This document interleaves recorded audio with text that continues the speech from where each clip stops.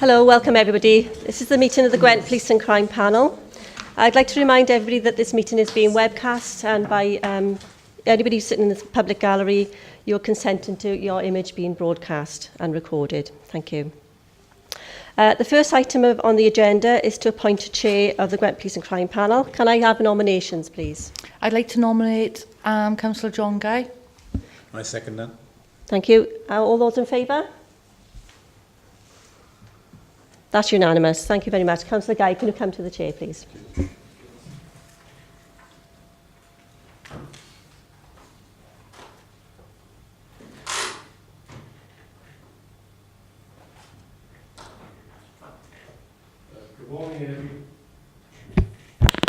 Good morning, everyone. Now we have to appoint a deputy chairman. Could I have a nomination, please?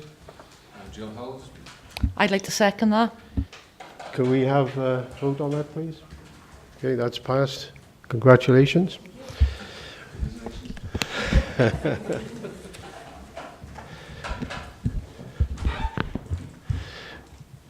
Good morning to you all, and this is obviously now the 1st of August, which is a momentous day for some of us in all sorts of ways. So this is the, as it's been introduced, this is the Gwent and Police Crime Panel. Can I first of all ask everyone to announce themselves, so that everyone that's watching on the web that we're aware of all we are. Can we start with the Police Commissioner on that side, and then we'll introduce the members. Jeff Cuthbert, Police and Crime Commissioner for Gwent. Larry Thomas, Deputy Police and Crime Commissioner for Gwent.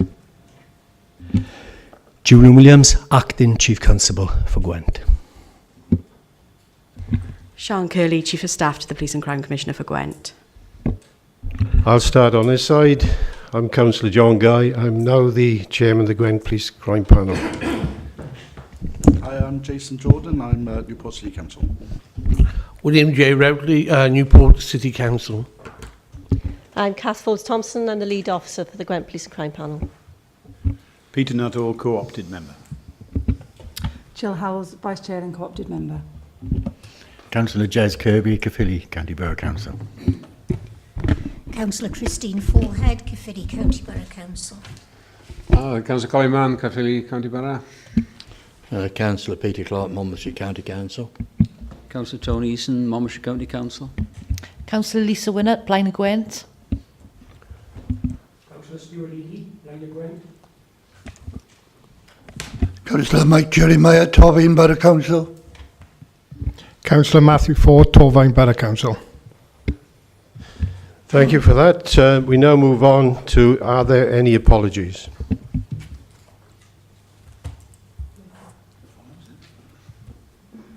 No apologies. Can we now ask for any declarations of interest? If I start off by saying that I am the treasurer of the Newport Association of Neighbourhood Watch, also the treasurer of Gwent Association and Neighbourhood Watch. I'd like to say I'm a volunteer with Gwent Police on the dog section and also the crime prevention.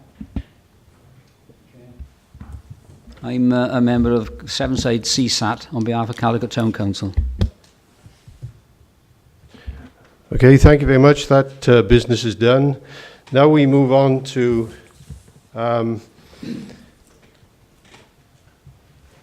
something I have to say before the Police Commissioner presents his report, and it's a technical thing which I have to say.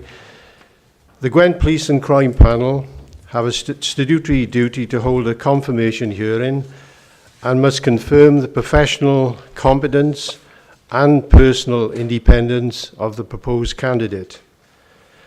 The panel has a power to veto this appointment, but this is rare and requires a 2/3 majority of panel members to vote in favour. Following the meeting, the panel will write to the Commissioner to confirm their recommendations.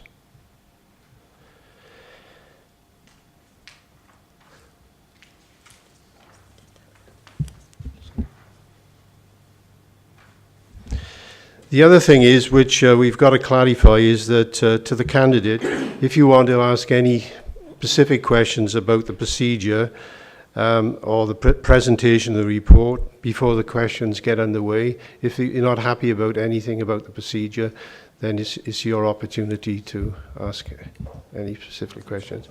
Okay, you're quite happy. Can I now ask Mr. Cuthbert to present his report, please? Thank you very much, Chair, and thank you to the panel for assembling today.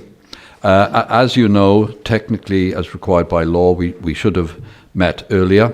Of course, and when this process began, following the information to me from the former Chief Constable Jeff Farrar that he was going to retire at the end of June, we put the process in place straight away so that we would be able to have a reasonable timetable for the appointment of his replacement. Unfortunately, someone called a snap general election, and whilst we knew that the panel was going to be dissolved following the local government elections, there should have been appropriate time for the Home Secretary to confirm the new membership. All of that, of course, was delayed as a result of the general election. Now, however, matters have been confirmed, so we're able to proceed at the earliest practical opportunity. The purpose of today's hearing, as you've said, is to consider my preferred candidate for the post, that of Julian Gwyn Williams, and most of the remaining procedures will, of course, be to put questions to him. You will have seen in the public papers that you've had and the report of the independent member on the interview panel, Jill Parker, that we are agreed in terms of the appointment of Julian Williams. It is now a matter for yourself. The interview panel certainly considered the matter with some rigour. You will see from the public papers that we did our very best to make sure that we had or at least made the opportunities available for all suitably experienced and qualified candidates to apply. In the event, we had the single applicant. Nevertheless, even though we obviously had knowledge of Julian's career, because he's the current Deputy Chief Constable, or was at the time, we nevertheless went through a full and rigorous interview procedure. And that is recorded within the papers.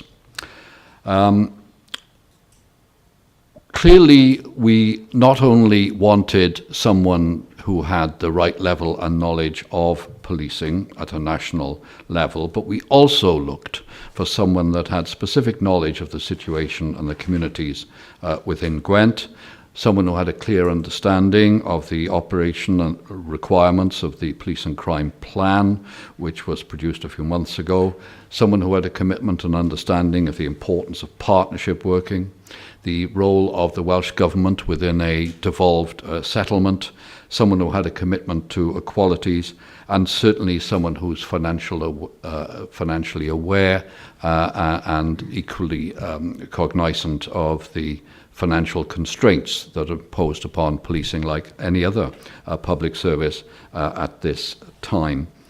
The interview panel, as you can see from there, was a panel consisting of the right level, in my view, of expertise and experience. Apart from myself, there was Sean Curley, Chief of Staff, to advise on personnel matters.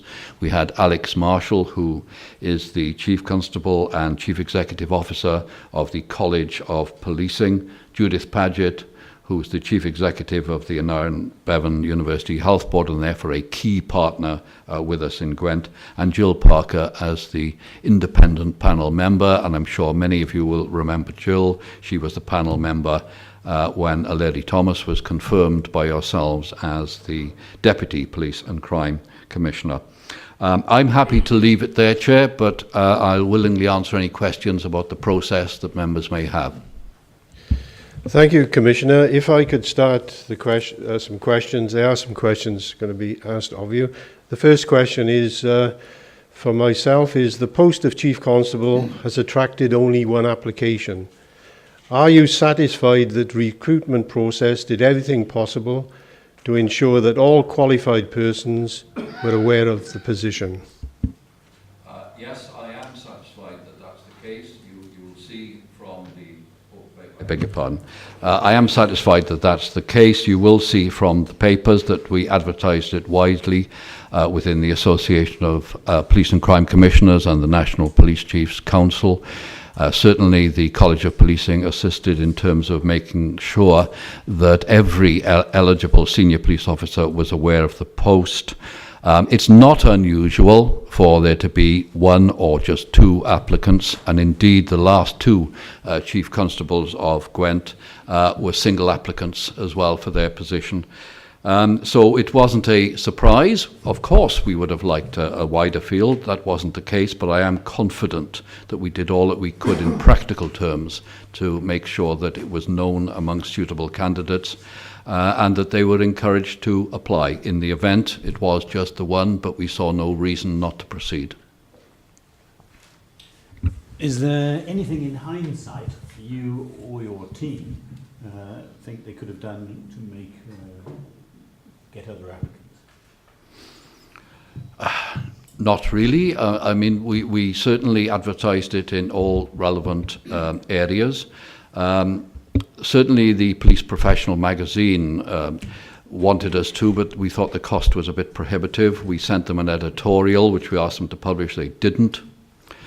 Nevertheless, I'm confident that you can always say we could do more, but we use social media as well. I think we did as good a job as we could under the circumstances. Do you feel that by setting a set salary and not varying with the 10%, that also hindered the applications? No, I don't think so. First of all, I saw no justification for increasing the salary by, certainly none for decreasing it by 10%. I don't think that would have sent out a good message at all.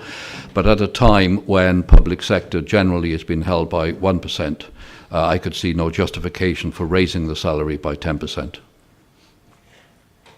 Good morning, Mr. Cuthbert. Can you explain your rationale for the persons appointed to the interview panel? There were 5 members, just one independent panel member. The others are connected to services in another way. Could you explain your rationale for just 5 members? Well, I had put a limit of 5 members on the panel because I thought anything more would be unwieldy. As you can see from the report, there is a balance here. We certainly had the expertise in policing represented by Alex Marshall, the Chief Constable and Chief Executive of the College of Policing. We felt by far that he was probably the most senior and appropriate person to represent directly policing interests in an objective way. I also wanted to make sure that the various personnel matters and indeed historic matters relating to recruitment within Gwent were realised, and hence the role of Sean Curley in that as my Chief of Staff. Judith Paget, as the Chief Executive of the Aneurin-Bevan Health Board, is a key partner and I felt was an appropriate person who could use her objectivity and understanding of the relationship between policing and health on a whole range of matters, that she was appropriate. And then Jill Parker, indeed, as an independent member, but who had knowledge of policing and recruitment, and as you'll see from her qualifications, she's a chartered fellow of the CIP, the Institute of Personnel and Development, and that the balance was right. So I've got no hesitation in that regard.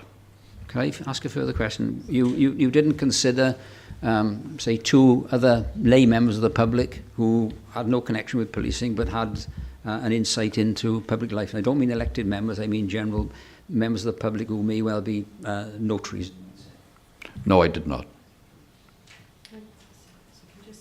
I think there's a reference within the report that also we followed the College of Policing guidance for the appointment of chief officers, and the recommendation is 5 as an appropriate number. Although it's not sort of statutory guidance or anything else, for as far as possible, we followed the College of Policing guidance. Any further questions to the Police Commissioner? Yeah, just one, please. Thank you. part of the interview process required the candidate to do a presentation on their vision for the next 5 years. Now, I'm guessing some of that clearly would have echoed the Gwent Police and Crime Plan for the next 5 years. So what were the main points of the presentation that stood out to you over and above sort of the overarching guidelines that you've prepared? Well, certainly the knowledge of the plan was very important, and a commitment to the key local priorities. That of crime reduction, crime prevention, community cohesion, supporting victims of crime, dealing with antisocial behaviour, and of course providing an effective service delivery. In other words, working within our budget and making sure that resources were allocated in the most appropriate way. Those were the key local priorities. As I've outlined, we also wanted to see a clear understanding of the issues of partnership within devolution.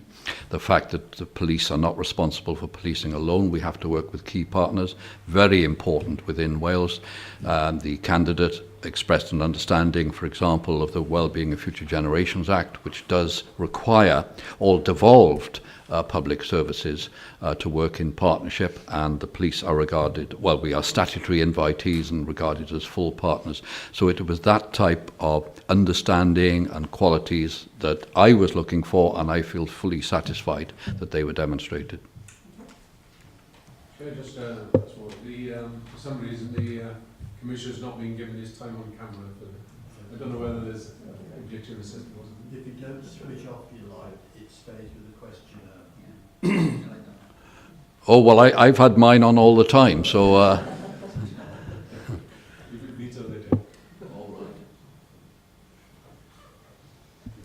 Okay, I think we've exhausted the question. Just as a clarification, as been said, if you want to speak, you press the button. Once you finish speaking, press the button to cancel. Can we now ask the police commissioner and his aides to leave, and the candidate to stay behind, please?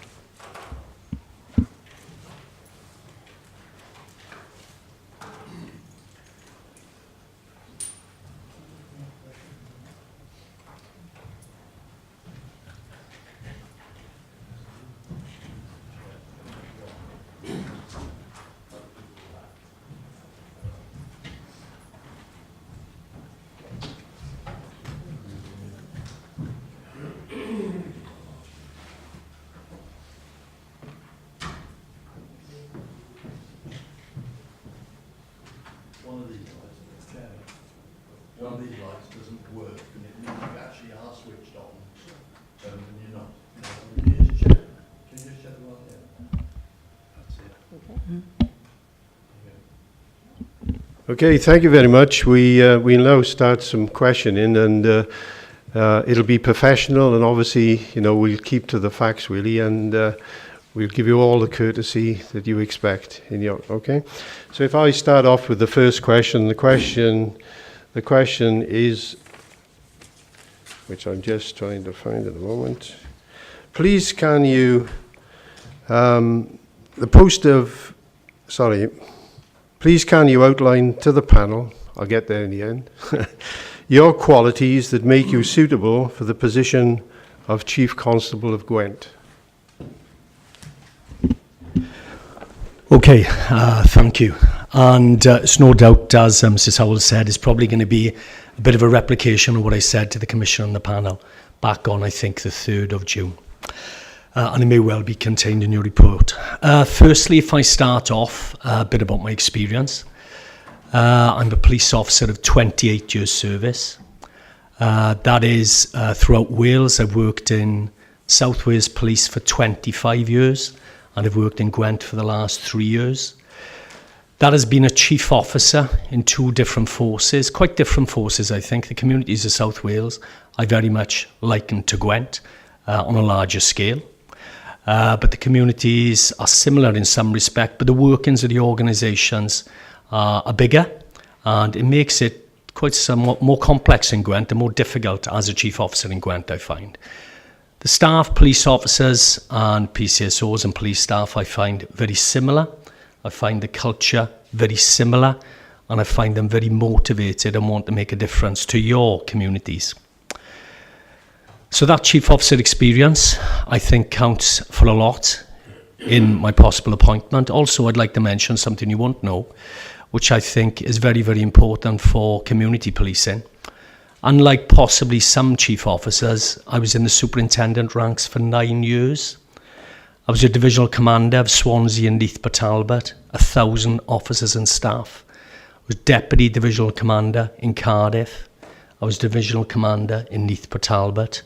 And to reassure you, I've got tremendous experience of linking in with elected members, supporting elected members, being questioned by scrutiny panels, being on local service boards in those areas. So I think that experience helps as a chief officer. Also, I don't think you see my application form. That's all, I don't think. In that, the examples I gave were, which I think give an outline of my experience and the responsibilities I've taken both locally in Wales and nationally. I'm the Welsh lead for human trafficking and modern slavery. I elected to be that because I think one of the key challenges for us in Gwent, regionally and nationally, is the vulnerability agenda. None more so difficult than human trafficking in being able to support victims and target perpetrators. We're well versed at hiding, and I've impacted on the culture and professionalism of that across Wales, and I think we're in a very, very sound position. As you know, I'm the lead for the Joint Firearms Unit across Dyfed-Powys, Gwent and South Wales. That is 220 officers strong. It's well regarded throughout the United Kingdom for being able to deal with incidents of extreme violence and the initial part of a response and consequence management response to counter-terrorism. Within that role, within 2 years, I've impacted on our ability to respond to terrorist incidents. I won't go into that too much because of the position we're in, and it's live, obviously. I've driven the vulnerability agenda within Gwent over the last 3 years. I've been particularly responsible for that, which includes domestic abuse, missing children, child sexual exploitation, mental health, and I've got to say, it's a big team effort, not just myself. I would like to say that. But I've been a key part as the lead in moving us from requires to improve across all areas of HMIC, which is quite unusual and disappointing because I don't think Gwent deserved that, to an area of good. And also I've led an area of extreme risk, I think, custody, in changing the operational model and driven culture home for that. So just to summarise that, I've changed culture within Wales, impacted on policy and process and establishment throughout England and Wales, and driven culture within the force. And I believe I've had to retain quite a lot of resilience in relation to that because that hasn't always been supported by others within the force and outside. I think I've got a good track record of delivery. I think there's only one thing I need to mention with that. I came to the force 3 years ago. Again, I mention it. It's not something we're proud of. We were required to improve across all areas in relation to vulnerability and effectiveness. We'd had 2 bad IPCC reports in relation to domestic abuse and attempt murders. And again, team effort. I've been part of the team that's taken us from requires to improve to good. And I think even more importantly, because you're only as good as your last game, being able to maintain us as good. And in a recent inspection we had 2 weeks ago in the custody, initial thoughts are that we'll be good, which is very, very pleasing indeed. Because of the HMIC inspections I've led, which have been 4 or 5 as the ACC as the deputy, and in that role you become engaged and you develop in that role, which I've been very, very lucky to do. I've got a huge knowledge, as the Commissioner has mentioned, of what's going on in Gwent. I think our positives and our weaknesses, and it's a public document, the HMIC report, so I'm quite happy to mention it. Some of our weaknesses will be community involvement in serious and organised crime. As the report came out last year, I think we've become more effective. We're linking in with PSBs. We've had community links in relation to that, so we should be much better. And what's really disappointing is we've been picked up before on our talent management and succession planning, which I like to think that I have a big part to play with the team around me. So I've got an intricate knowledge of what's going on. Because I've been a divisional commander, unfortunately, apart from being a chief officer, the other 25 years I've spent in policing, I've only spent 1 year in police headquarters. I believe I work well with police officers, operational and police staff. I've got a tremendous amount of respect for the police officers and staff in Gwent. I think we're very lucky in Gwent to have a good cohort, right from PCSO to police staff, right to chief superintendent and chief officer level. And I believe the fact that I trust them and I want to work with them, I hope that is repaid to myself if I'm the chief constable. I've got excellent professional knowledge and professional relationships throughout Wales. I know all the police and chief officers very, very well. I know the chief executives within the local authorities. Probably the only person that I hadn't met before, which was unlucky for me, was Judith, who was on the panel, believe it or not. But I think Judith, with the Police and Crime Act and the mental health work we're going to have to do, is absolutely essential. And I feel during that interaction I had with her, I could work with her. I think I could. I know Hugh Jakeway very well.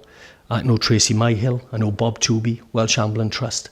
And I think that'll be essential in the trust that I have with these people. And I want to engage with them and collaborate. I think that's essential. And I think my relationship with the Welsh Government, I think it's going to be very important. I've influenced Welsh Government policy before in a number of areas, human trafficking, counter-terrorist, consequence management. That piece was filled by the previous Chief Constable. I see myself filling that piece. And I see myself engaging well with Vaughan Gethin, Carl Sargent, Mark Drakeford and Ken Skates, and I think that's an essential role. Again, I've gone, that's what I presented. I could go on, I believe, but I could go on, but I'd rather you question me. But those are what I presented. Can I say that was very comprehensive? Thank you very much. Yes, good morning. I think some of the part of the questions you were answered, but what can you see is important in delivering public services to the people in Gwent? I think I'll answer that by going over the challenges I see to police and the challenges I specifically see to Gwent. The challenges are, of course, financial, because they allow us to deliver with yourselves as elected members and, of course, two independent members, Police and Crime Panel, and partners. I've got a very good knowledge of a financial situation. If you look towards our medium financial plan, 22-23, we've got a savings plan of 11.3 million. That's impacted upon by the funding formula. May go away, may not. It's impacted upon by police and apprenticeships, 2 million. It's impacted upon public sector funding, public sector pay. Is that going to retain at 1%? I don't know. And that'll have an impact on us, positively or negatively, in different ways. And as you know, we're £6 million ahead of our savings target, which allows us to have a 4.4 million investment plan, which we invested heavily in vulnerability. So that is a key challenge to us delivering operational, accessible and engaging policing. Secondly, is the changing nature of crime. I don't know if you saw the crime figures in Gwent last week. They've gone up by 9%, but that doesn't in any way paint the complete picture. We record 112 crimes a day. We have 500 calls in excess into our control room. 150 of those are 999 calls. If you look at all type of accusative crime, or that we probably all be aware of in your roles and my role before as a divisional commander, we have 4 thefts from motor vehicles, 2 thefts of motor vehicles, 1 robbery, 4 burglaries. Having said that, we have 13 incidents of missing persons, 6 of mental health, 45 domestic abuse incidents, 20 online investigations, 2 cyber attacks, and 200,000 people speak to us over social media. So it's being able to deal with that demand, evaluate it, and adjust our operating model, which I think we're very good at.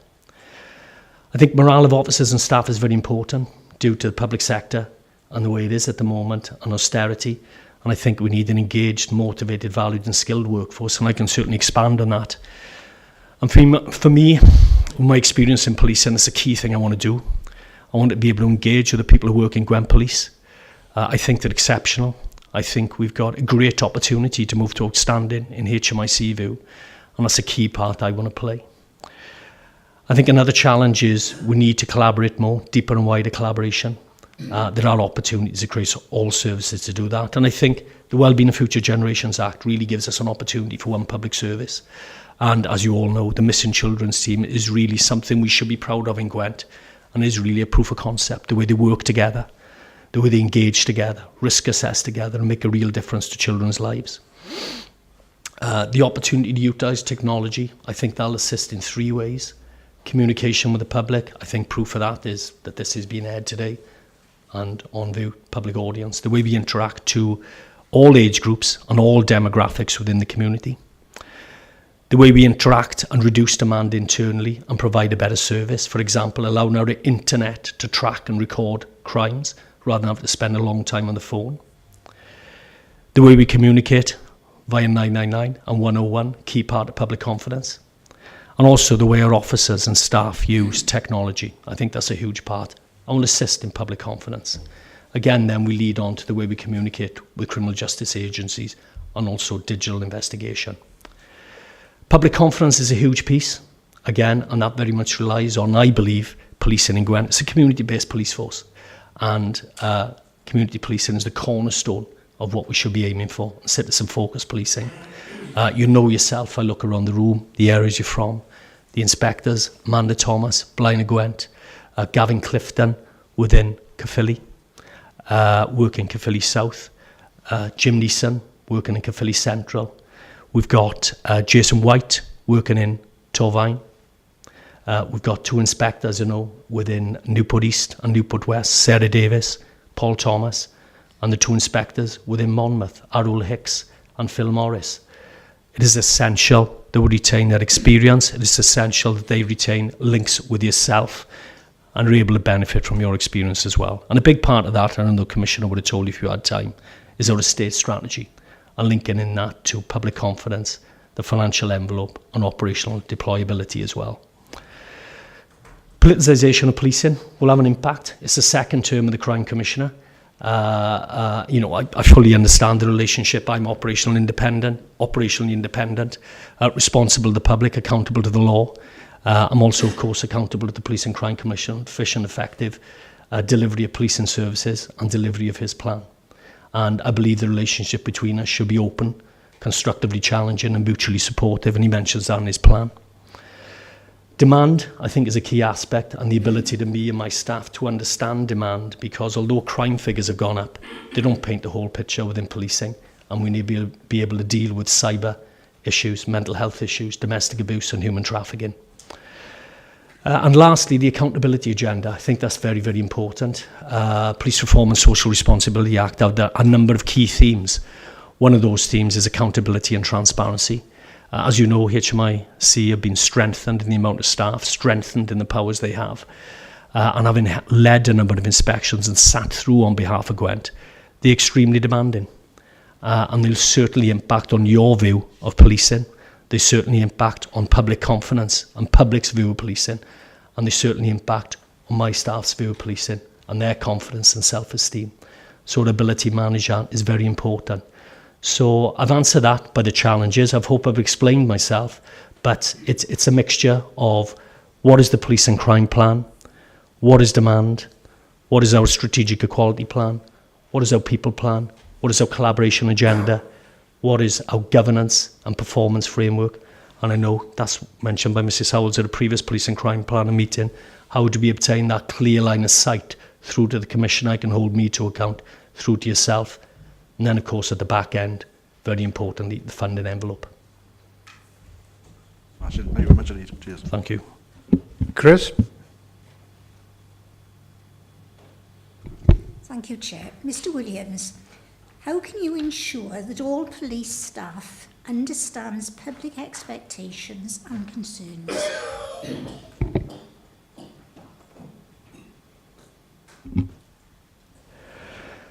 Yes, a very relevant question, and a very difficult one as well, because internal communication is very, very difficult, and a key part for me is to be able to, it's not just me, of course, and I mentioned team. I've got to try and use an expression, lead the leaders. I've got very special and professional committed staff who will hopefully communicate that message, but I'll go into some of the specifics. I've got a huge amount of respect for the previous Chief Constable. I think he came into the role in a difficult position and took the force to a particular position with a strong position at the moment. But I'd like to think I'll do things a bit differently, because that's my nature.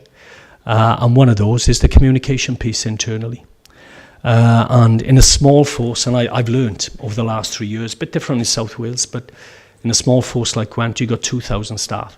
The communication piece from the Chief Constable is extremely, extremely important. What I am going to do is personally ensure that I am accessible and visible and communicate with my staff. I'm using Twitter. It's extremely new to me. It's extremely new to me. Okay, I'm 51. That doesn't stop me using Twitter, but I never thought I would use it. But I found it as an excellent engagement tool over the last 3 weeks, and I've had some positive feedback. I've had some dubious feedback, which I don't know what to make of, but I'm learning. And I think I've seen a lot of chief constables on it and senior managers, and I think it really works because what it allows me to do is pass good messages. And, I think we all, whatever position we're in, we all like positive feedback because it does motivate you. And I think the staff within Gwent like that and allows me to do that and allows get key partnership messages. And before I go on to my last week to say about communication, I'll just tell you about what we got this afternoon. We got our first Chief Officer team meeting in Abergavenny, would you believe it? And the reason behind that is I think in recent staff surveys it said Chief Officers aren't visible enough. So for me, we'll do one in Caerphilly, we'll do one in Tredegar, we'll do one in Newport, we'll do one in Ebbw Vale, we'll do one in Abergavenny, we'll do one in Cwmbran. So people do get to see us, and Arwyl Hicks will be invited in with his sergeants this afternoon. So Arwyl can actually ask us about some of the things that are going on within the particular area. Also communication, we've run something which the previous chief introduced, Team Gwent. I think it's really impactful because it gets senior managers and senior staff to the table. I'd like to change that a bit. It's been a bit academic in the past, and I'd like to make it more operationally focused. And one of the first things I'm going to speak about is something called earned autonomy, which we're trialling in Torfaen at the moment. And Jason White's doing it. And it's really, really good because it gives the staff more freedom and our sergeants the ability to have a bit more freedom as supervisors, which I'm sure we all want. Also, we've employed, that is my piece on communication. I said I'd speak about the way I communicate and my visibility, just a snapshot from last week. Monday was very, very fortunate to be able to speak to new police recruits. Again, I instill in them our force values: caring, fair, trusted, professional, responsive. 2 days later, I spoke to the pre-retirement course. Totally different group of officers, and I can assure you, and you can probably imagine, Mr. Guy knows our position. Those questions that came to me from blindside rather than the initial questions I had. On the Friday, I took a passing out parade, managed to pass along the same message. I think on Wednesday, I had an interview with ITV Wales about human trafficking, should be on sometimes this week. On Tuesday, I believe, or Wednesday, I was very lucky to go to Bryn Farm Community, Household Lindsay, one of the PCSOs, and see the tremendous work that's going on up in Bryn Mawr in relation to helping young people and children. So in all those engagement activities, but I call them engagement activities, it's my role. I'm a police officer, I've got 28 years service. That's vital to me to get out and about, speak to my staff and the public. I believe that message gets across. I believe my senior managers do the same, and we've re-identified and worked on a communication plan internally. We're developing a new intranet. It hasn't worked properly before. We'll have one up within the next few months, and that allows our officers and staff to engage. Our officers and staff are able to engage by something we call Dragon's Den, and that to me illustrates whether we've got an engaged workforce or not, if they think they can influence the way we police. I know some of you would have seen at the Big Cheese on the weekend drones. Okay, it's the way forward in relation to some investigative part. That bit of technology, that idea came from Gavin Clifton. It came to Dragon's Den. We supported it. The Commissioner's Office supported it. So it's communication from me. It's communication from my senior leaders. I think it's communication from the Commissioner as well. And it's communication from partner organisations. But the priorities in the police and crime plan are quite clear. I'm very fortunate if I become the Chief Constable in that I think that the 5 areas are written in plain English: crime prevention, supporting victims, community cohesion, antisocial behaviour and effective service delivery. To me, if I break that down to what I mean, it's partnership, engagement, equality, well-being, changing nature of crime and effective service delivery. I think that communication is out there. I think we always have to check and balance because of the tragic incidents that happened in Manchester and Westminster.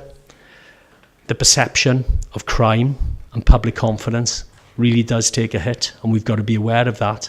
And one thing we are changing Doing your savings and efficiency plan, I believe our corporate communications department was probably redesigned in a way that even with excellent people there, it can't operate effectively. So we're redesigning that so we have a social media capacity on the weekend. So it's constant engagement, constant communication. We can't do enough of it. Frontline officers will be sick of me, I've got no doubt. But that's what I'd hope to do. Thank you very much. Thank you. Lisa?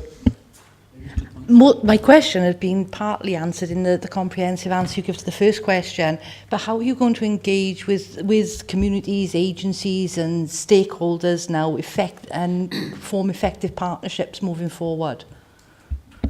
I think partnership is an essential part of my role. It's an essential part of all my officers and staff role. It's quite clearly articulated in the Police and Crime Plan partnership, whether it be through GDAS, whether it be through Zurich, whether it be through Umbrella, Rainbow Gwent, whether it be through Women's Pathfinder. So there's a number of partnership initiatives there. The way I see that working out, I see myself as engaging with all the key strategic partners, meeting regularly with the chief executives, meeting regularly with my police colleagues. We're already having conversations about collaboration because I think we took collaborative leap of faith probably in 2000, 2001 with Tarian, Welsh Extreme Counter-Terrorism Unit, Joint Firearms Unit, Joint Legal Services. I think there's more opportunities there, but for me as the Chief Constable, it would be, that is only if it's good for Gwent, the public of Gwent, and police officers and police staff in Gwent as well who are delivering that service. So I've got those strategic links. I see myself as engaging in communities. I give the example of Bryn Farm on the weekend. I will be in Monmouth and Abergavenny and Newport on Sunday due to the fact that I'm going to an event there, and I will be patrolling there early in the day, and I think that's an essential for the Chief Constable to actually get out there and see what's going on. And I'm not naive enough to think that I will see everything in 4 hours. I'm not naive enough to think that I will see everything that officers and staff and the issues the public have. There's an expectation that my staff and senior leaders engage as well. You have 2 local policing areas which have a superintendent, 3 chief inspectors, 5 area inspectors in each. They all have community surgeries. PCSOs have community surgeries. That's an essential part of partnership engagement. The crime prevention panels work, I believe, and they're essential for partnership engagement. We use something called Rate Our Service, which use technology to rate our service very, very quickly. We do our own survey. We do victim satisfaction surveys. We've also got Your Voice, which is the procedure we develop community views through and then target our priorities. And the Commissioner has a huge engagement agenda as well. I really do see the Wellbeing of Future Generations Act as a really good opportunity because not like LSPs, I've sat on LSPs in Cardiff, sat on LSPs in Swansea and Leith. There was no statutory requirement to produce the plans and no statutory requirement to be held to account by Welsh ministers and also the Audit Committee. That is there now. And I think we've got an excellent proof of concept, Missing Children's Team. I think we could move that forward in a multi-agency safeguarding hub. And you may know from speaking to some of the officers in the local authorities, we are progressing that with big lottery funding as well, hopefully behind it. And also the work that has taken place in Pill of late. I know you will understand it's a very complex picture there with what's gone on. And I think with the work, Operation Jewel, that has taken place initially with that, and I know you will have linked in with Paul about it, is the opportunities there to move with other forces and other partners to develop a long-term response, and it will be a long-term response. So it's communication from all staff and having those links. Public service boards are key, crime prevention panels, and local community links. Thank you. I just want to expand on that question a little bit. Gwent is a tale of 2 sorts of county. You've got the populated west and the very unpopulated east. How would you feel your connections would be with the West Mercia Police, the Gloucester Police and the Avon Police? Because that is a problem that is seen with Phil Morris in the east of Monmouthshire, where imported crime is in. And how would you connect with the communities in those border areas? Again, it's a very relevant point. You know, as you probably know, we've got excellent relationships with South Wales Police, Dyfed Power Police and North Wales Police, although it's a bit more difficult. The relationship with Avon and Somerset, West Mercia and Gloucester are essential. We've got good chief officer links there, and it's something we're moving forwards on, linking at a senior management level, superintendent and chief inspector, to ensure that Phil has links as well. I can assure you, because we're well aware of travelling criminals, and if we look at Monmouth as a whole, the demand certainly, as you know yourself, is not as large as someone like Torfaen, for example, Blaenau Gwent, Newport East and West. And I would say probably Monmouth, 8 to 10 crimes a day throughout the whole of the country. Different number of calls coming in for policing. But I think essential is the link with Matt Williams, the superintendent, his chief inspectors, Mike Richards, and the links that Phil and I will have with adjacent forces and essential. We'll develop that, and I won't speak too much about it, but we develop it through covert policing activities. And I know we've had a particularly good arrest in Monmouth North recently in relation to Arwell's area, to a person that across a number of police force areas admitted to 14 burglaries. So that should reassure you we have got that links. But again, if we look at the crime and demand problems across the area, probably Blaenau Gwent because of the deprivation, I would say a proportion will go unreported in relation to violence. If you look at Monmouth, because of the opportunities and the affluence, the opportunity for people to come in and go unnoticed is obviously much, much greater. And because of the level of resources, as you'll know yourself, will be less in that area than the level of resources that I would put into Torfaen because of demand. But Gloucester, Avon and Somerset and West Mercia are key partners. Of course, we tend to look at the South Wales partners more, but they're key partners at all levels. And it's a very valid point. Tony, I believe you've got a couple of other questions. Yes. What do you understand to be the values and ethical standards required? Switch it on. What do you understand to be the values and ethical standards required of a chief constable?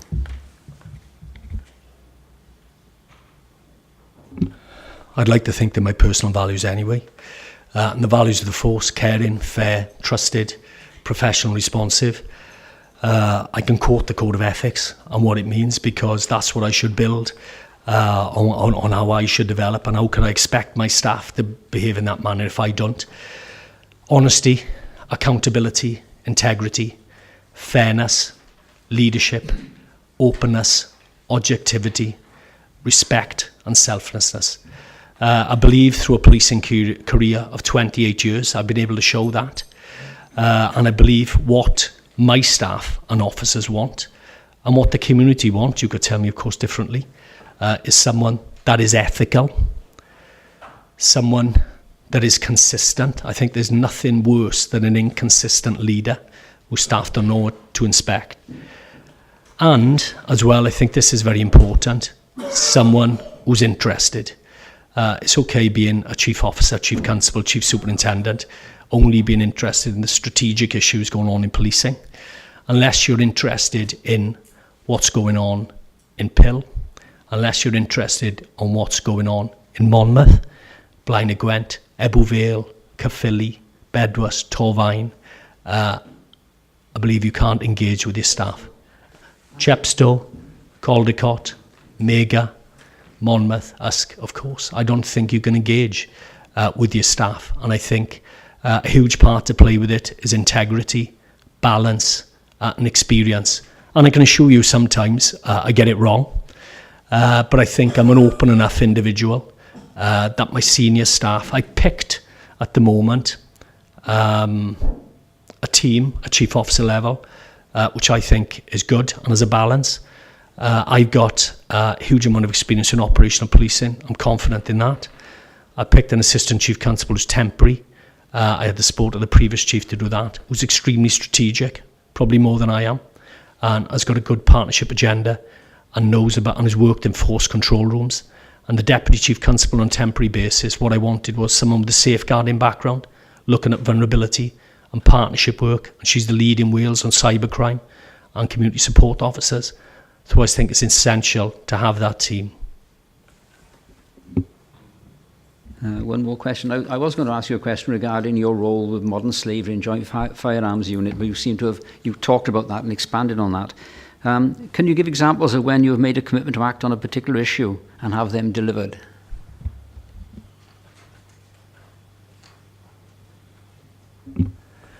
Yes, I'll talk about human slavery if I can. Is that okay? I know I've spoken, but I'd like to expand on it. So it's just something I'm passionate about. When I came as a chief officer to Gwent 3 years ago, when you're in a force, and the previous chief had a huge national portfolio, crime standards. I don't envy him because of a very, very difficult portfolio. The Deputy Chief Constable, Craig Guildford, had a big portfolio in relation to professional standards and supports our staff association. It's difficult to take on national roles. The opportunity came for me to take on a national role as human slavery. I jumped at that chance because I think it's key. It gives us the link internally within Gwent and the South Wales region. And again, I'm interested in vulnerability. I've been a public protection detective inspector before. I've been a detective inspector in intelligence and a reactive detective inspector as well. So it's the kind of work I'm interested in. How I gripped it and managed to take it forward. I became part of the leadership group chaired by Welsh Government. I was one of the people that influenced Carl Sargent in making the role of Welsh Government Human Trafficking Coordinator as permanent. I think that's a massive, massive step for the Welsh Government to make a year and a half ago and shows their commitment to it. I identified that there was not a link between strategy and tactics. I formed what we call a threat group. First threat group in England and Wales. I still chair it. I'm still going to keep it because I'm passionate about it. And that brings together first responder agencies, police, local authority, Barnados, NSPC, BOWSO, New Pathways, UKVI, immigration, a borders agency. And what it does is allow us to develop throughout Wales tactical initiatives to tackle slavery. As part of that as well, I've encouraged problem profiles to be conducted across all forces. Some have done them, we're emerging in some others, which enables us to identify the intelligence and actual problem of human trafficking and slavery. And although I think we've come a long way, I think we're only at the start of it, and we're certainly not brilliant at it in Wales, not in England and Wales. And I think the better we get will assist victims. I've ensured that a crime registrar from each force was there, so every incident of modern slavery and trafficking is now recorded. We've recorded over 60 this year, which is an up on last year. And what happens when you record those crimes? They get the proper level of accountability and victim care. I've organised 2 national operations which have involved all agencies towards Wales, and they've linked into national NCA, National Crime Agency, national operations. I speak at the Senior Investigating Officer Human Trafficking course, and one of the greatest successes, and it's only a small success, but I think it's a huge success, I got commitment from police leaders throughout South Wales to pay for a MARAC, which is Multi-Agency Risk Assessment Conference, coordinator just for human trafficking. BOWSO told me that was one of the main weaknesses. They had some of their volunteers actually taking minutes and following up actions at risk assessment conferences. It's not good enough because we weren't doing victims justice. I managed to secure that, and we'll now be employing someone on a 2-year basis to do that. And I think that'll take us forward leaps and bounds. Again, I said my motivation for doing that was passionate to believe we need to protect vulnerable victims. I've been a police officer for 28 years. Human trafficking is a heinous crime. We've got people who are involved in serious and organised crime. We've got a huge amount of resources. We'll target vulnerable individuals from Romania, Albania, Vietnam, China, from inside the UK, use them, whether it's for sexual exploitation, domestic servitude, or labour exploitation, and they will be in fear of reporting it. So I think we need to act on that in Wales. I've got the lead in it. I'll be maintaining that, but I think it benefits Gwent as well. Gillian? Thank you. You've talked about having a professional presence and how you're going to take that forward. How are you going to ensure that what methodologies are you going to use to make sure that information and feedback is captured and then acted upon? From the public. There's a number of processes we use, which are obviously well versed at the moment. If I speak about what we use and then the methodology we'll use to bring that about. We use a number of processes to capture engagement from the public. They are your voice, they are rate our service, they are our surveys, and they are victim satisfaction, and the British Crime Survey of England and Wales. That is collated by our analysts and research team. They look much wider than that. They look nationally and national trends through the National Strategic Assessment. They look regionally through the strategic assessment, which is done every 6 months, and within 4 strategic assessment is done. And strangely enough, that will come up as priorities for us: cybercrime, human trafficking, domestic abuse, mental health. So that is the data we capture. How we ensure and what methodology we use. We've now developed a governance and performance framework within Force. Those figures are captured, they're evaluated. As you know, some of them will be qualitative, some of them will be quantitative. On a monthly basis, that will go to the ACC's Performance Board. I used to chair it in a different way. In South Wales and Gwent, it was purely operational performance and probably linked to operational crime, which was probably a weakness in it. Now the ACC considers much more organisational performance. So the methodology we'll use will link into the data that comes in relation to our absence data, for example, in relation to our training data, in relation to our succession planning data as well. Another board that will link into that is the Deputy Chief Constable's Health and Wellbeing Board, and then the Director of Finance's Support Board. And they all link together to feed up to the Deputy Chief Constable's Equality and Diversity Board, which is once a quarter, and the Staying Ahead Efficiency and Continuous Improvement Board. And I think it's well versed the methodology we use in that, which is again producing a project initiation document, then conducting peer review, stakeholder engagement, and using demand technology such as process evolution, which we're very good at, and also it's bringing those demand elements together then in an options appraisal document. That then goes up to the Deputy Chief Constable's Accountability Board, and that then leads up to me as the Chief Officer team meeting this afternoon. It's been hard work developing that performance framework and governance framework, and looking at the methodology internally for that, because I think a key part of it is having a hold around that governance process, who produces the documents, so there's a clear line of sight, so the Commissioner can hold the Chief Constable to account. And again, as you mentioned before, Mrs. Howells, it's about you being able to hold him to account and having the qualitative and quantitative data there to be able to call him to account for crime prevention, supporting victims, etc. I think the methodology is sound. It's developed over time. In our effectiveness inspection, I think we're one of the lead forces in the country for that. I'd love to say I developed that myself, but I didn't. But we're taking advantage of it. And I think it puts us in a good place for the future. But I am very, very conscious with demand, with public engagement, with the way things are moving nationally due to austerity and finance, that we've got to be right at the front end of that. And we've got to really assess our demand and our operating model as we move forward to ensure we have that engagement in the best possible place. Stuart? Yes, thank you, Chair. In your opinion, what are the long-term challenges facing Gwent Police?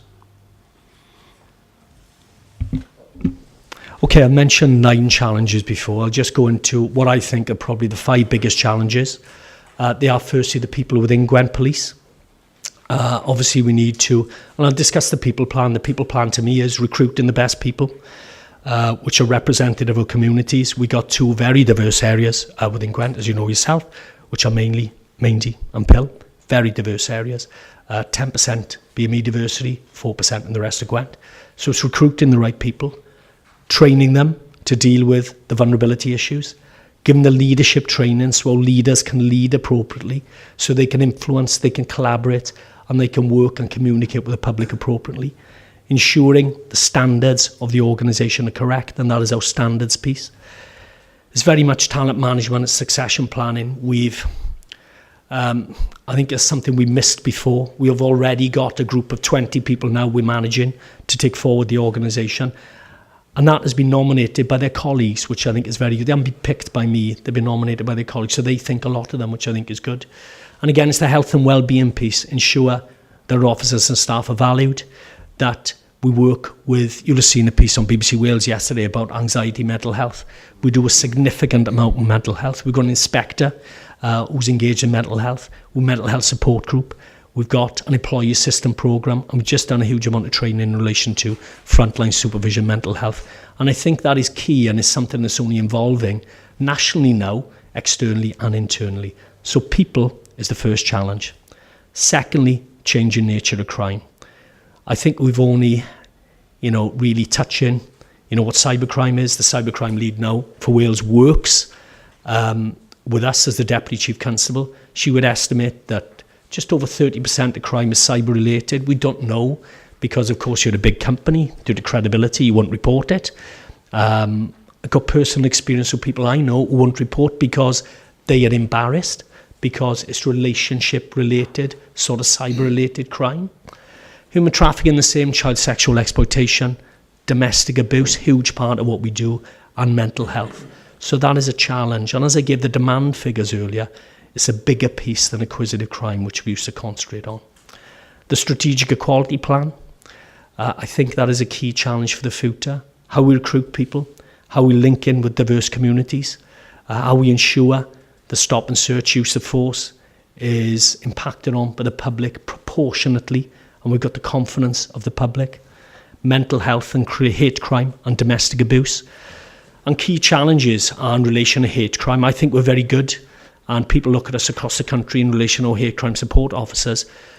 But a big challenge is honour-based violence, forced marriage, female genital mutilation, for example. People have not got the confidence to speak about that. We're getting better. And again, being able to deal with domestic abuse with people with protective characteristics. BME groups, I think, are getting better.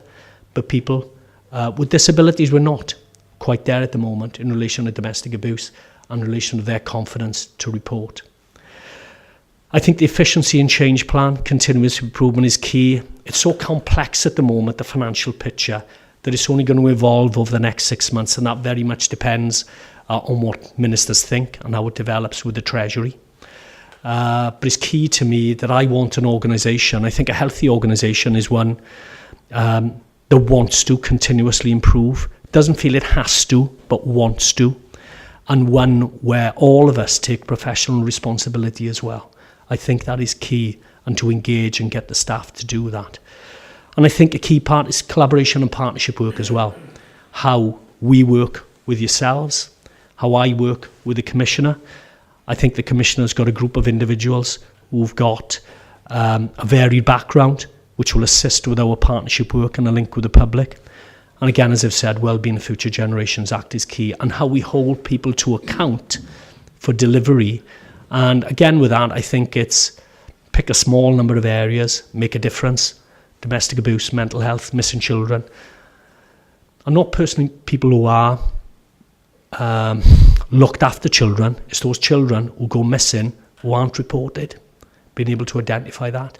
So those are 5 key challenges. I know we spoke about 9 before, but those are 5 key challenges which I will concentrate on. Gillian? Thank you.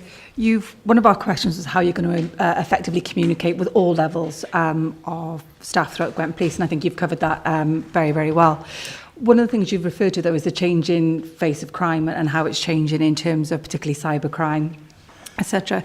So how are you going to take your employees in Gwent Police forward, taking into account particularly training needs they may have to develop and be able to deal with the change in face of crime, but also particularly their welfare? Some of the serious crime you've come across could obviously lead to stress for the staff. So how are you going to deal with take that forward, please?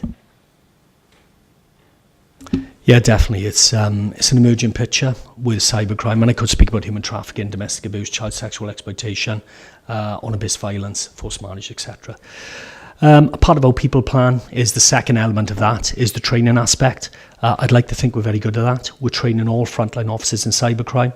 I don't know if you know, we've got a police online investigation team, Polit team, which has really enhanced the way we deal with online peer-to-peer, paedophile sort of criminality. But of course, the outcome of that is the more people you catch and invariably sent to prison. The more sex offenders you have to deal with, which puts stress on a sex offender manager officer, so we've been able to deal with that. So we have got training in place for cybercrime. We've done training in relation to human trafficking, domestic abuse, and also child sexual exploitation. And we've got a particular team, and when I was the ACC, developed a particular team called Operation Quartz, which deals with child sexual exploitation, which links in with the Missing Children's team, because obviously they've got similar sort of remits. And the Missing Children's team is now moving in with a big lottery fund support for the next 5 years to child sexual exploitation and human trafficking. So we have got a training plan in place. What's key about that training plan is that things seem to constantly emerge. And when you've got an incident like Manchester or London, you very, very quickly have to adapt and put that in place, and something else may move to the back. A key piece is mental health. And as I mentioned earlier, a key part of the investment plan, which you supported the Commissioner on, is mental health engagement internally with all our supervisors, so they could support individuals who are anxious about coming to work and the demands they face and the things they see. And also mental health work externally. We're working with the Nine and Bevan Health Board on the clinical advisor and the control room. Fantastic bit of work by that person, reduced demand massively. Possibly looking at a sanctuary model used in different parts of the country to give people a bit of space, and other sort of factors as well. So we've got a training plan in place. How we support the staff, totally agree. Some of the things they see are horrific, and they see it on a daily basis. And a key part, I think, of being a police officer and a police staff member is a certain amount of resilience, but we can't take that for granted. And we've got a huge wellbeing strategy. There's something that the previous chief started, and there's something I really want to engage in and take forward. My head of people services at the moment is engaged with an Nine and Bevan Health Board, engaged with the fire service about leadership training, allowing them to get the skills to be able to deal with issues within a team. We worked with Hugh James solicitors, which our sergeants really seem to like. And we've got an independent leadership provider, and I was going to provide that training, which gives something a bit different from just police-oriented training. As I said, we've got an employee assistance scheme. We've got a mental health support team, which works with the mental health inspector. I'm meeting with her next week just to support her, because I think it's an extremely good part of the work we do. One of our ex-chief supers works with Mind Cymru anyway, so that's an excellent link in. And I know the Commissioner's office are very, very supportive of that. But something that I would like to do, and I think we can achieve, we've got within the force the Gold Corporate Health Standard from the Welsh Government. I think we can get the platinum. The only thing that's putting us off that at the moment is that it's a bit of an inspection regime to get it done, to get us to that. I think we're at it, but it's the timing in relation to HMIC inspections when we want that to occur. And I think the part I've got to play, I've been an ACC on misconduct panels. I chaired when I came to Gwent, disappointingly, I think about 10. I've led the standards portfolio as a Deputy Chief Constable. And I think, as a leader, and if I were to be the Chief Constable, I think it's allowing our officers to make mistakes. It's allowing our staff to make mistakes. Because that's the only way they develop and be a bit brave how to do things. And it's moving away from a blame culture, which I think we've had on occasions, and having a more of a development culture. As long as people are aware that integrity issues won't be accepted and any sort of corruption issues won't be accepted. So we have a huge standards portfolio to do that. So a training plan is in place. It always evolves. We've got a massive health and wellbeing piece developing, and the engagement from myself and senior officers, I think, would hopefully support that. Just a quick supplementary, if you don't mind. Obviously, you're one of the emergency services. Would you see there any sort of future in terms of working with the other emergency services and how you deal with major incidents in terms of like debriefing and looking after the staff that are involved in particularly serious or very difficult operations? Oh yes, definitely, we do. I'm going to be the chair of the Local Resilience Forum. And again, we work with hand in glove with all the other emergency services and other partner organisations such as local authority and voluntary organisations. And just to give an example, when I was a goal commander for a counter-terrorist operation exercise that we did in the South Wales area, across South Wales and Gwent, last year I was the goal commander across both forces in the region for the consequence management. Our debrief in relation to that was health, local authority, police, fire, ambulance, voluntary organisations, Welsh Government, Westminster Government, and senior leaders from across the piece. And certainly it's a massive part of what we do. JESUP is a Joint Emergency Services Protocol. We train together, we link together, we debrief together. Again, the responses, and I'll give an example, we have a joint response unit at the moment with special constables dealing with Welsh Ambulance Service Trust officers to actually reduce demand and provide a better service. Partnership work on emergency services is key, and debrief is key. We've looked at developing our occupational health department, which is a key part of debriefing, with South Wales Police and South Wales Fire and Rescue Service. We're at a particular place at the moment whereby we could link in with an Aaron Bevan Health Board on that, because obviously they're experts in it and could provide some sort of clinical governance.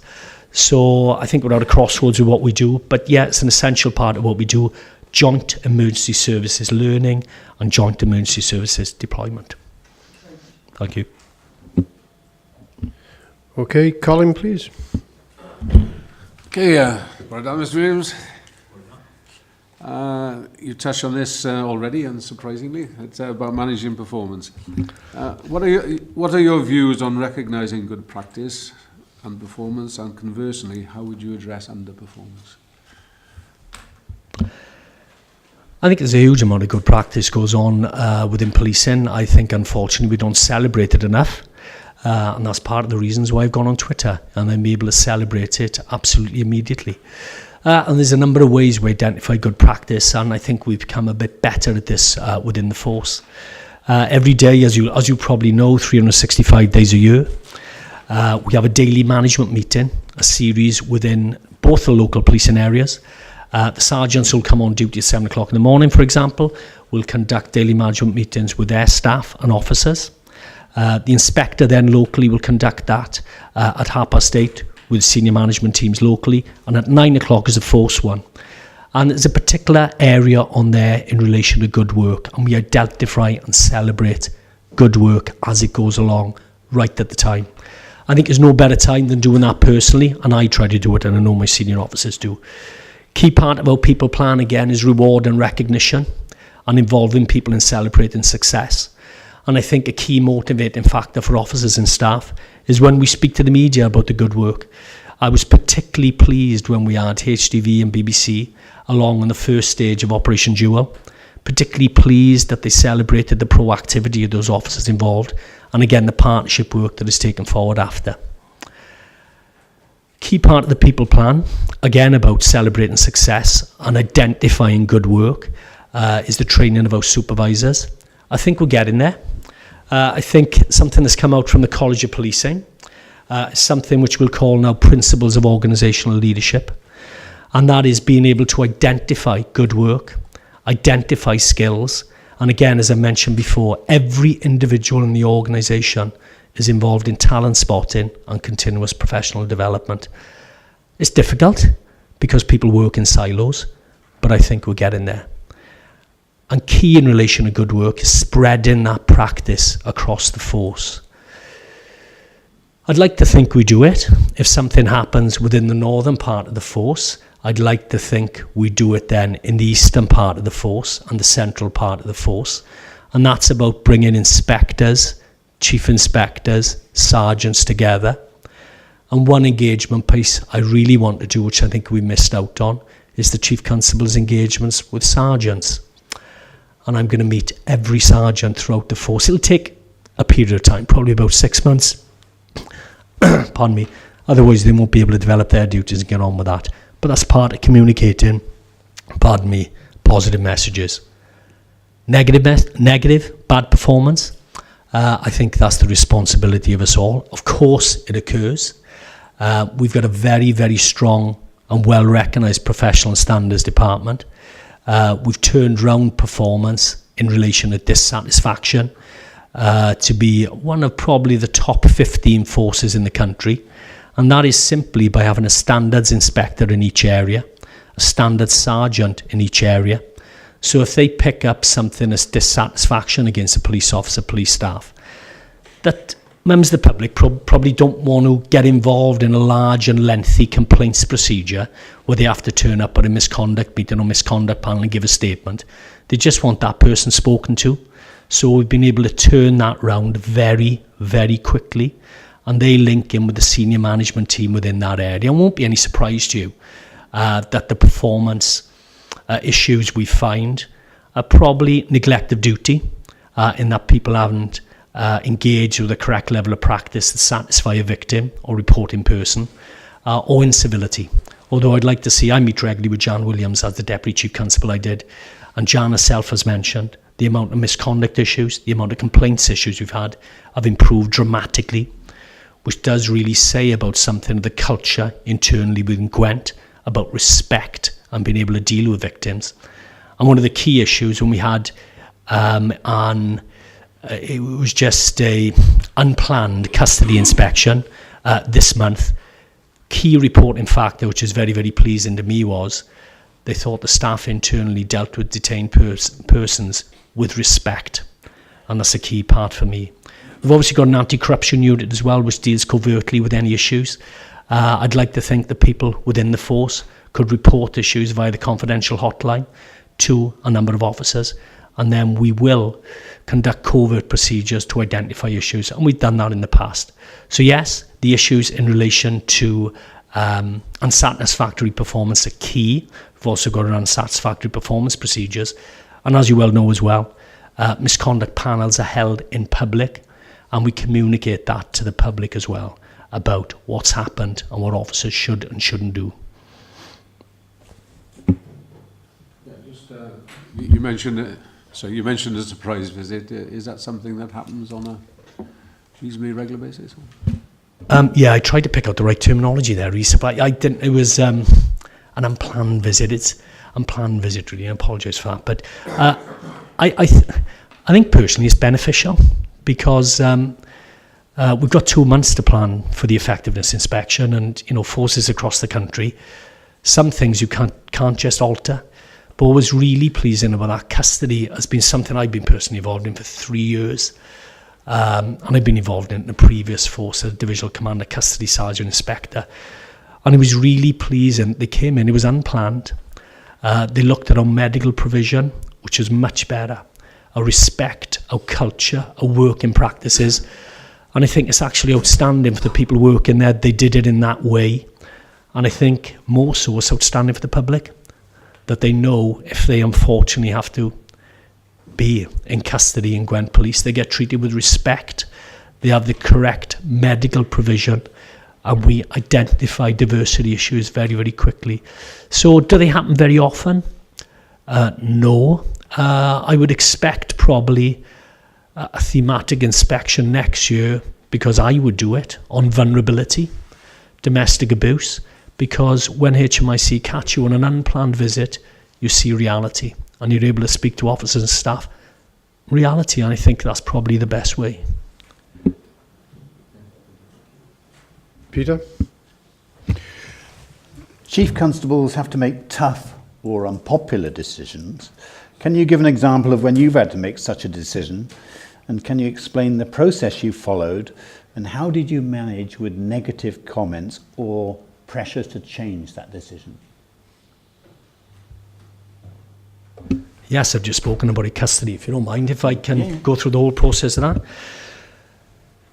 And I recognise, Chief Constable, it's not always popular decisions you have to make.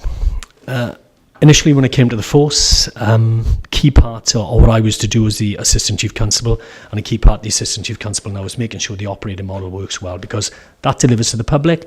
And again, a key part of the operating model is custody, because it's a massive pinch point. If something happens, it really impacts on public confidence, really impacts on the morale of the staff if IPCC get involved. And it really is a pinch point without effectiveness within able to deal and redeploy officers. It was quite clear when I came to the force. There were 2 custodies, Astramunach and Newport. 60 cell capacity. We average possibly, apart from a busy weekend, 20, 25 prisoners. We'll never fill 60 cells. Demand had reduced by about 12%. We had police officers working in there, not civilian detention officers. I'm personally of the belief that we need police officers dealing with frontline police where they need warranted powers. And the practices needed to be engaged and become a bit more modern.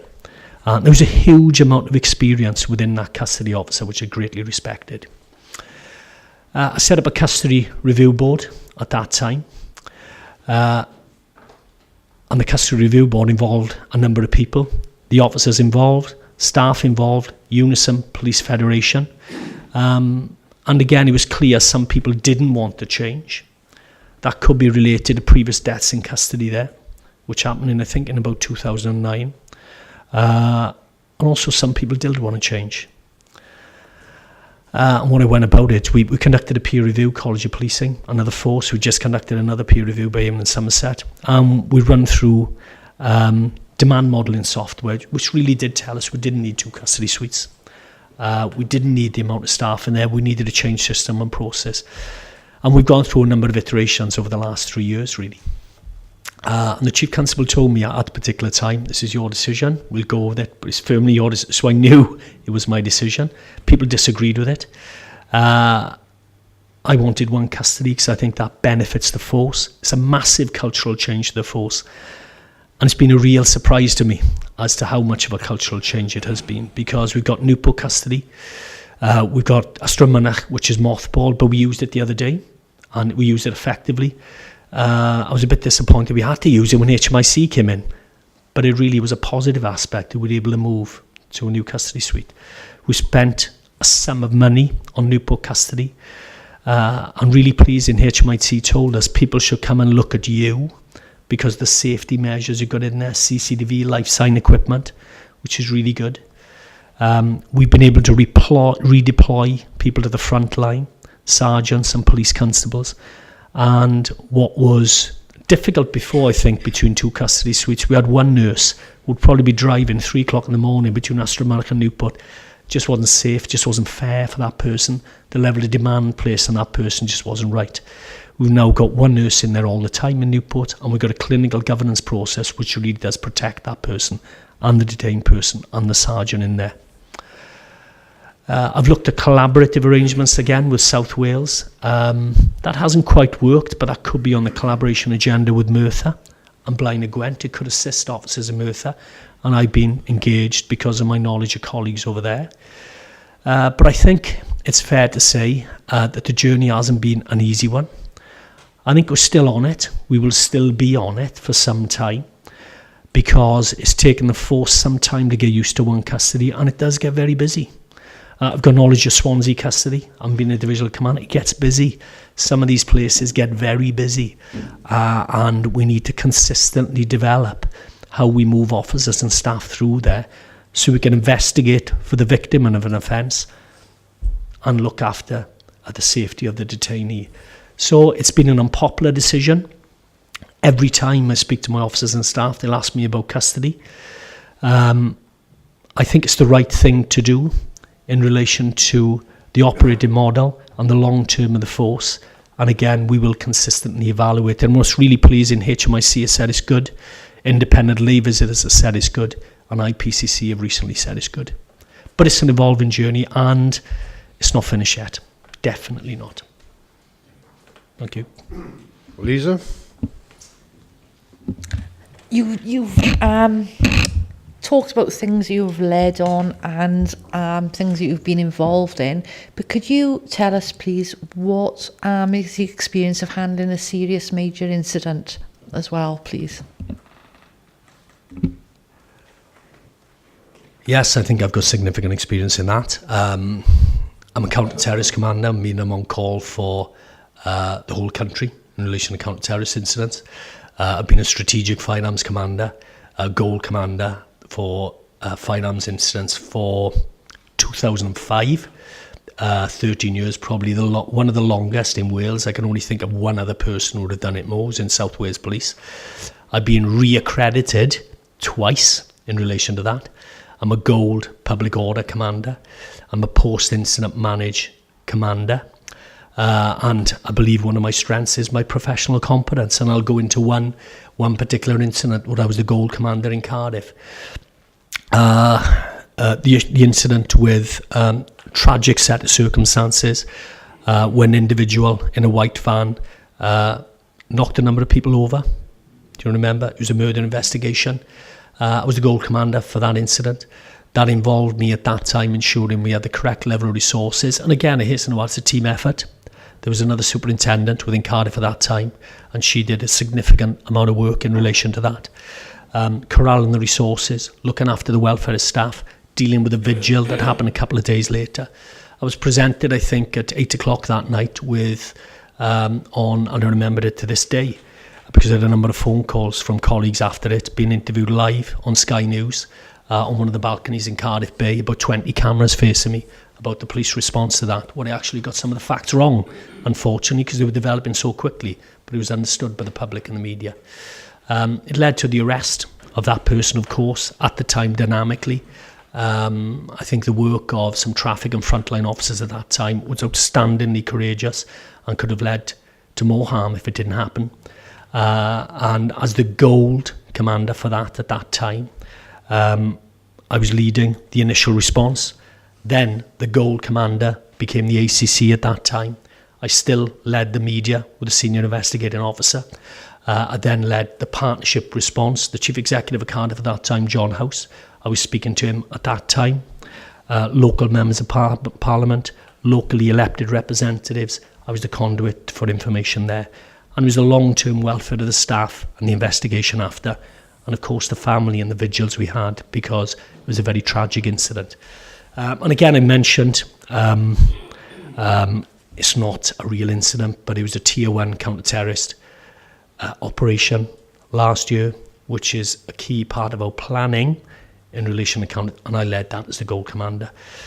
I've always taken it as a matter of my own personal pride to ensure that I can operationally command serious incidents, because if I can't, how can I lead staff who engage in silver and gold roles who work with me?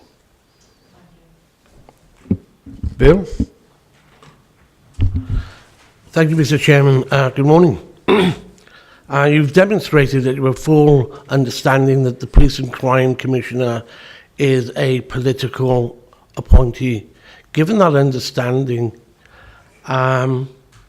what steps would you be likely to take, let's say hypothetically, if you thought that the Police and Crime Commissioner was preparing to do something that you actually felt he was straying into operational policing matters?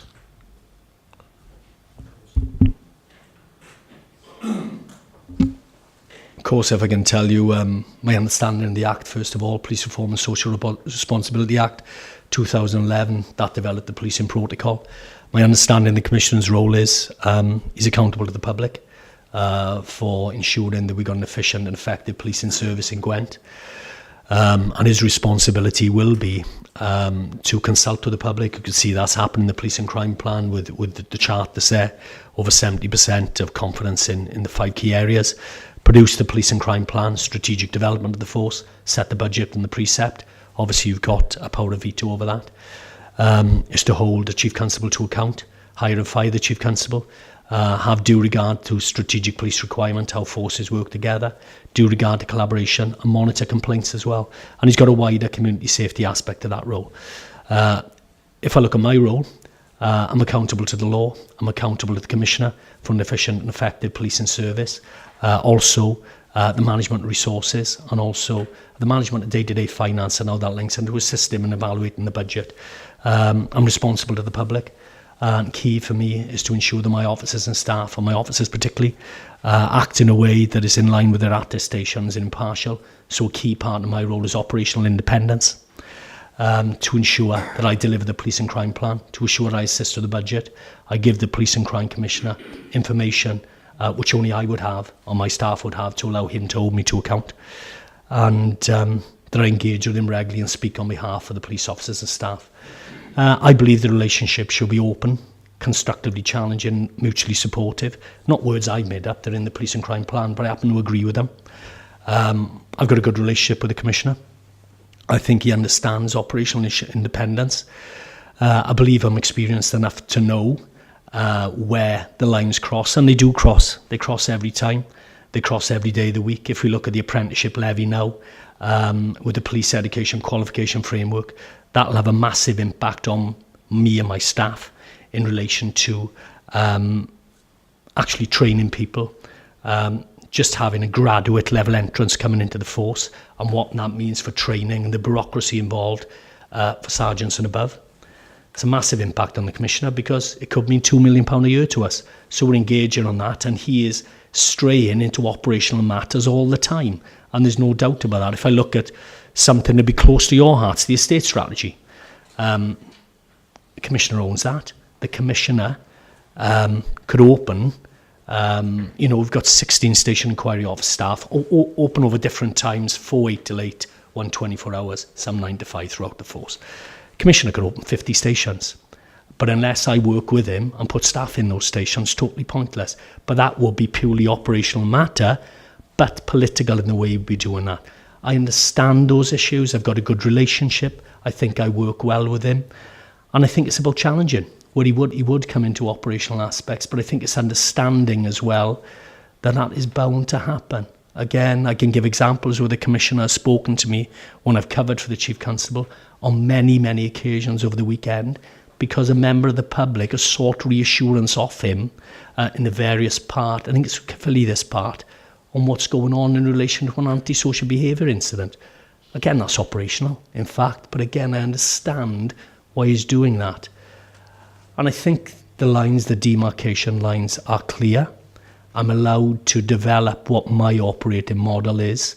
And apart from the selection of officers above Chief Superintendent, I do that on my own and with my team. And I think it's mutually supportive and constructively challenging. I'm aware of your powers of veto as well over the Commissioner, although you don't hold him to account. They're over the budget. It's not power of veto in the police and crime plan, but it's an indication as to how it looks. The power to want HMIC to do an inspection and instruct him to come here and answer to certain things for you.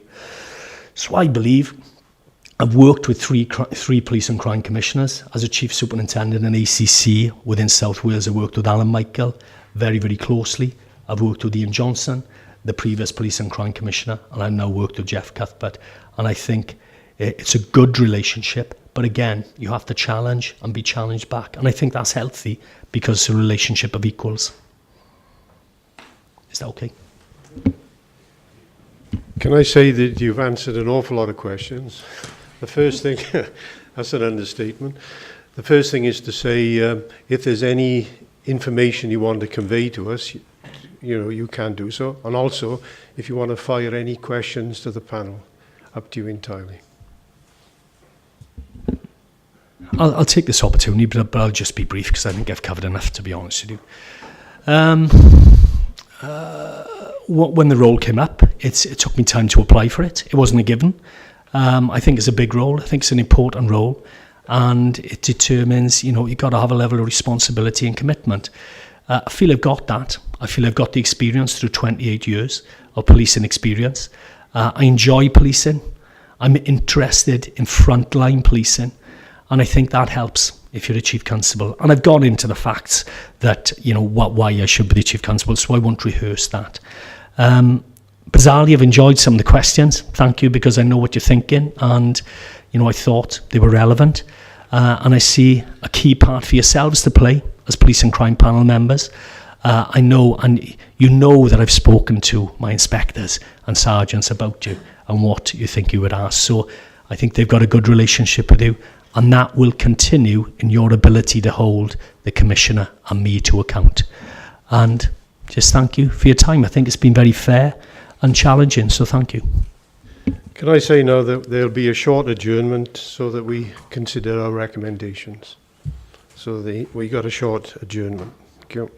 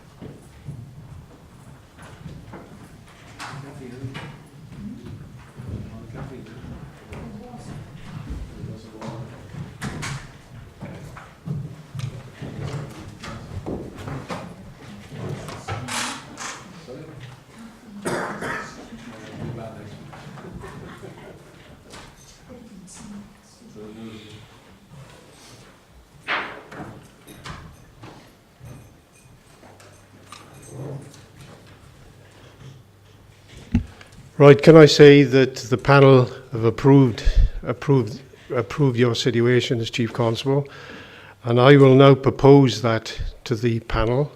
I propose it. Can we have a seconder, please? Yeah, I second that, Chair. Can we have a show of hands, please? Congratulations. Okay.